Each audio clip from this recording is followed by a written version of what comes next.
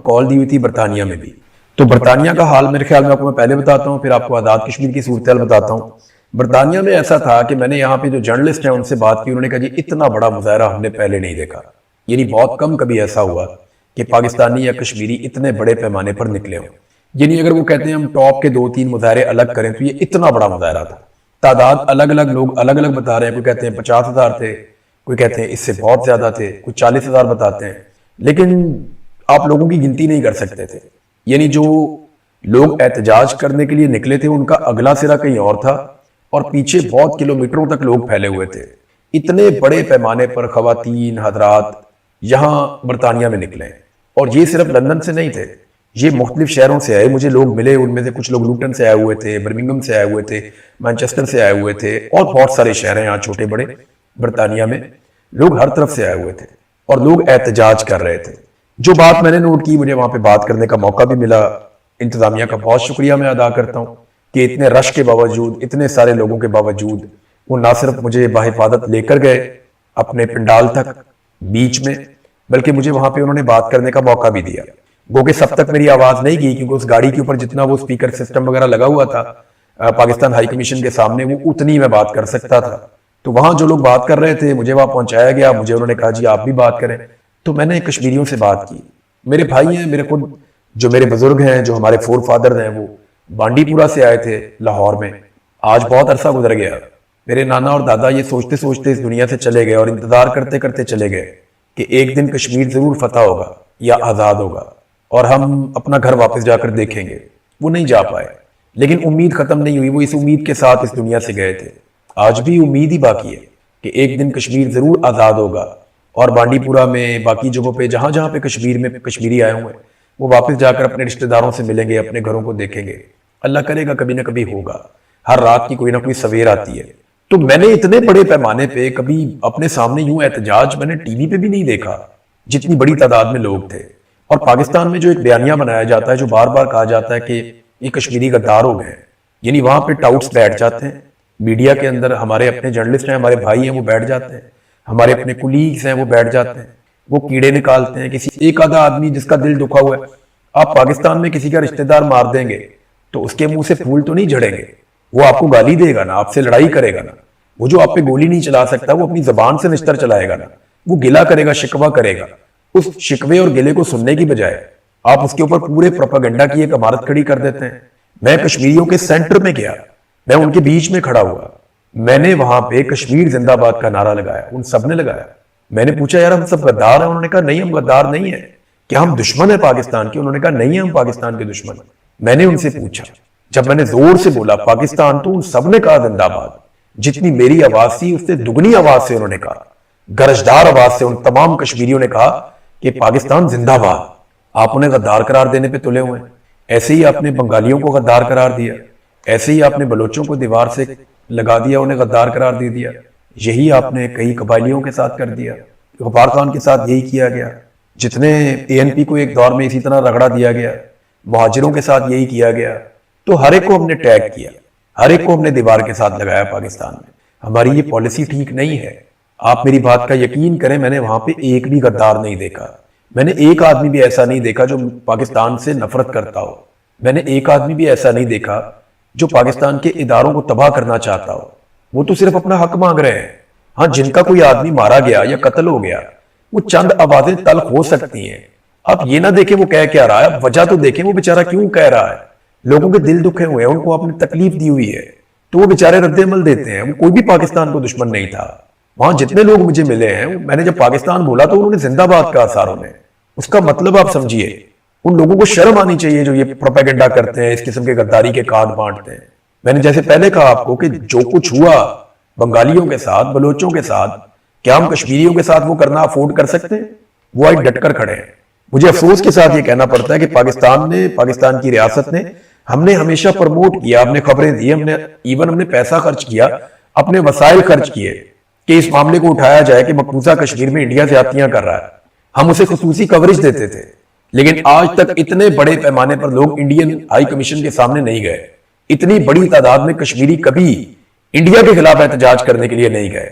आज से थोड़े दिन पहले पीटीवी पे खबर चलाई जा रही थी पाकिस्तान के टीवी चैनल्स को कहा गया कि आप ये खबर चलाएं, जिनेवा में भारत के खिलाफ एहतजाज हुआ और वो कश्मीरियों ने किया।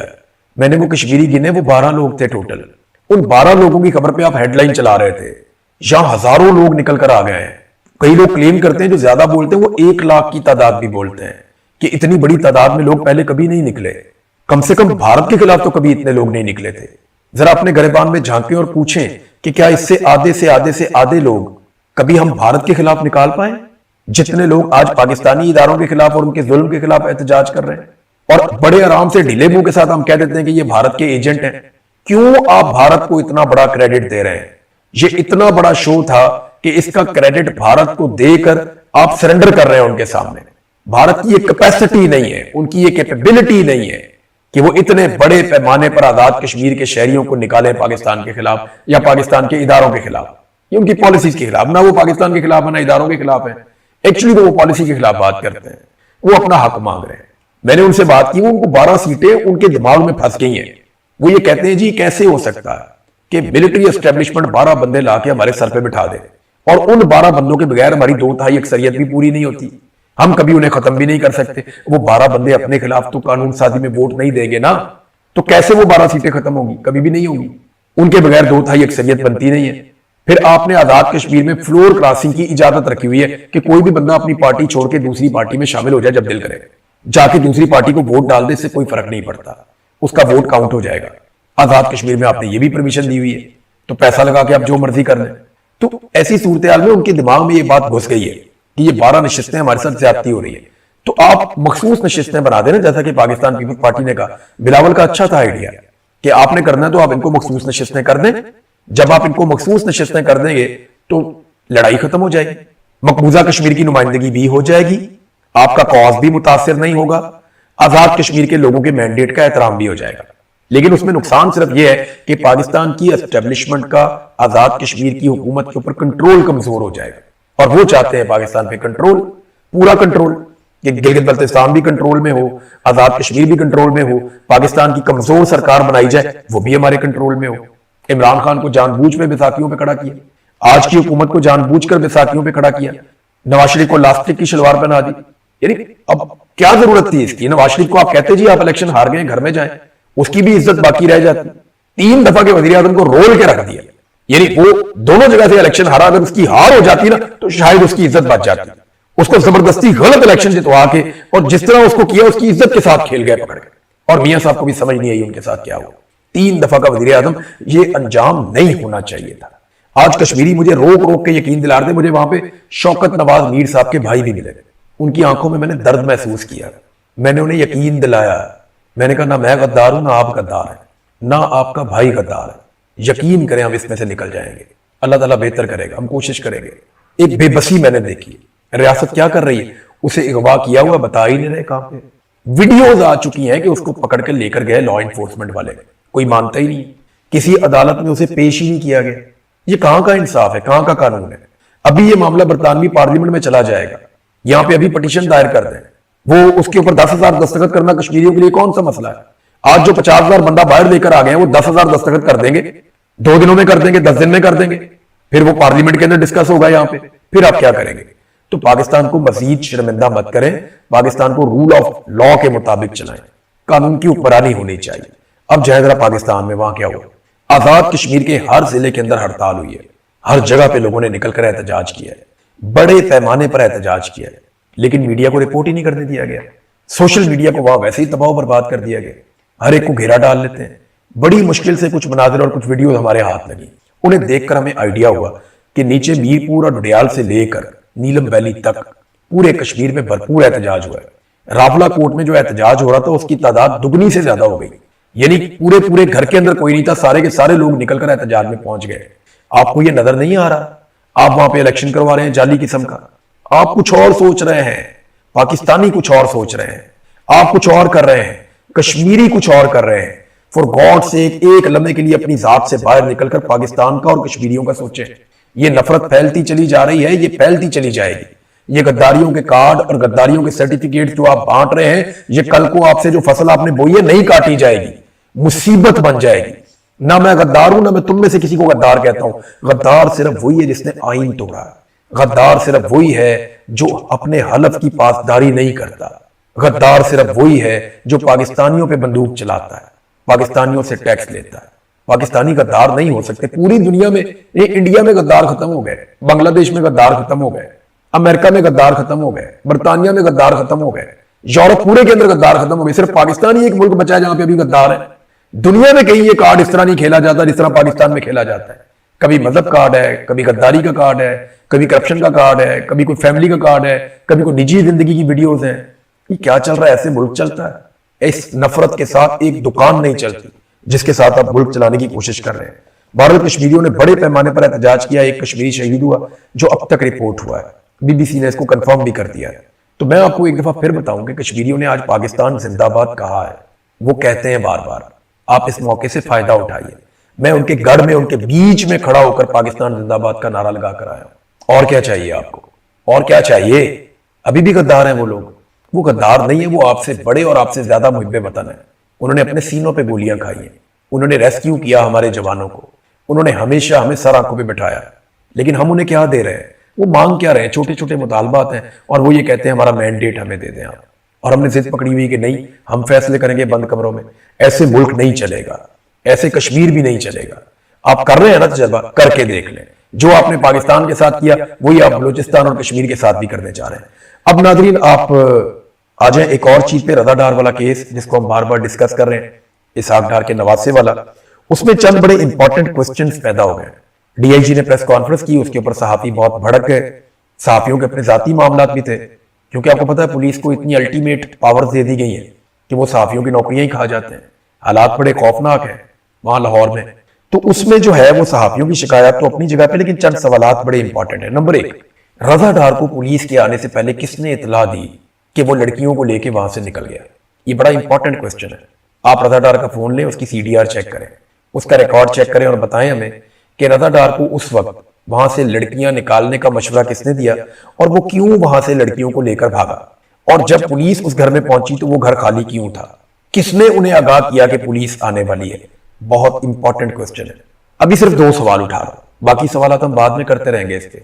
दूसरा सवाल यह है कि पुलिस को इस बात की जरूरत क्यों महसूस हुई कि फिल्टर हाउस जहां पे रजा की गाड़ी का एक्सीडेंट हुआ और लड़कियां गाड़ी से भाग गई, उस जगह के और उसके आसपास की तमाम सीसीटीवी फुटेज उठाकर पुलिस गायब करके ले गई? पुलिस को इस चीज की जरूरत क्यों पड़ी? दूसरा इंपॉर्टेंट क्वेश्चन ये है। अब ये कहेंगे जी मैं तहकीकात के लिए जरूरत थी। तहकीकात के लिए तो जहां गाड़ी लगी है एक कैमरा भी बहुत था। आपने आसपास के सारे कैमरों की फुटेज गायब की। आप इस वकूए को छुपाना चाहते थे और इसीलिए आपने एक दूसरा वकूआ बयान किया कि हमने तो इनको बाजियाब करवाया। बाजियाब करवाना एक अलग कहानी होती है। लोगों ने आपको 15 पे कॉल किया, आप वहां पे पहुंचे और लड़कियां आपके हवाले उन पाकिस्तानियों ने की जिनके सामने वो खुद जान बचाकर आ गई थी। ये बिल्कुल एक अलग कहानी है। लड़कियों ने अपने आप को खुद बाजियाब करवाया और वो एक एक्सीडेंट के नतीजे में हुआ। नाज़रीन आपको याद होगा कि इस पे हम बात करते रहेंगे।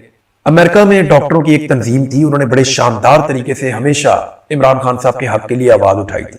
वो हमेशा ये कहते थे कि हम आवाज उठाएंगे, हम जोर लगाएंगे। उन्होंने बड़ी कोशिश की, पाकिस्तान में आकर कोशिश की, पाकिस्तान से बाहर कोशिश की, बड़ी लॉबिंग की, बड़ा जोर लगाया, बहुत बड़े बड़े एहतजाज किए, अपनी जेब से लोगों ने पैसा खर्च किया।